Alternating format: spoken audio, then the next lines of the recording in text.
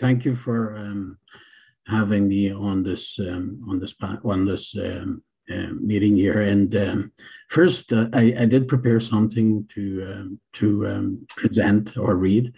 But before that, I think after hearing a few of these delegations and presentations, I thought that maybe I should introduce myself and my background better. My name is Sameh Salah.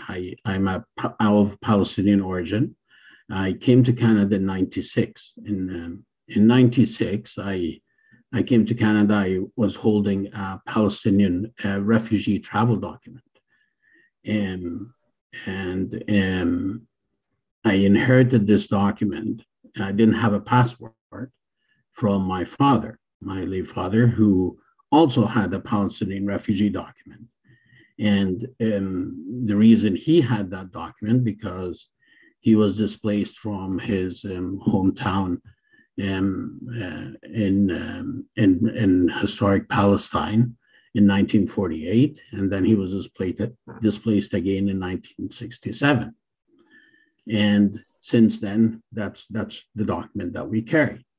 So just listening to what has been said and the definition that is being proposed to being accepted here, just saying that, and if any of my kids would say that, it would become illegal and they could be prosecuted because of the definition of IHRA. So I just thought that just putting something, more realistic to this case will give it a clear impact of what it would do to students of Palestinian origin. So why am I here? I'm here as a concerned parent. And my view would probably be representative of many students of Palestinian origin. I personally agree that anti-Semitism is an obvious problem in Canada. And we all understand that this is something that we all have to work on until it no longer exists. I also believe that no ethnic group or religious group should be discriminated against for their belief or who they are or their skin color. However, we must face the fact that this definition discriminates against students, faculty, and staff of Palestinian background. We also must understand that this is a definition rather than protecting the Jewish people, as others have mentioned.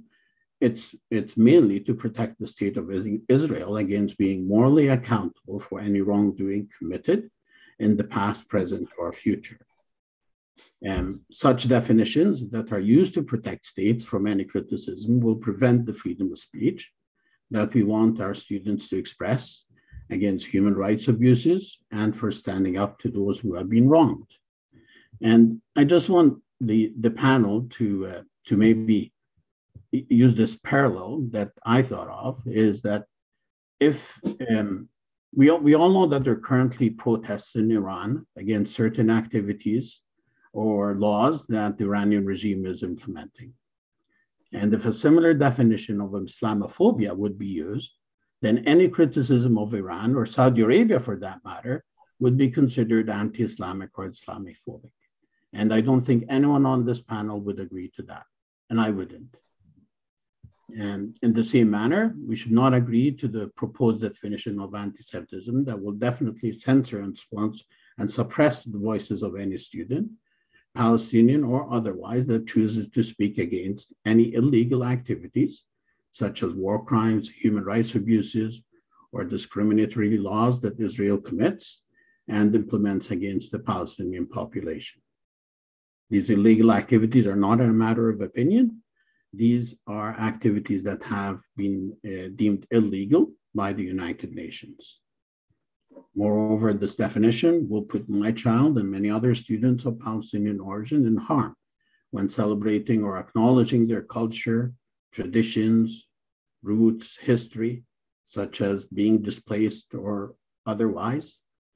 And Palestinian students will be forced to hide their identities in fear of being penalized by the system that is supposed to protect them.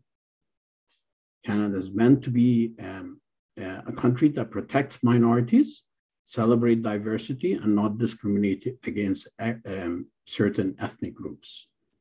Children should feel proud about who they are, where they came from, their history, their background, and we should embrace our differences and not discriminate against one ethnic group in favor of another.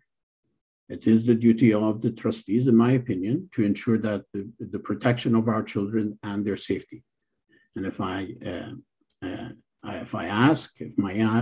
may ask for the safety of all our students, I request the board to vote no for this motion and ensure that we will not face it again in the near future.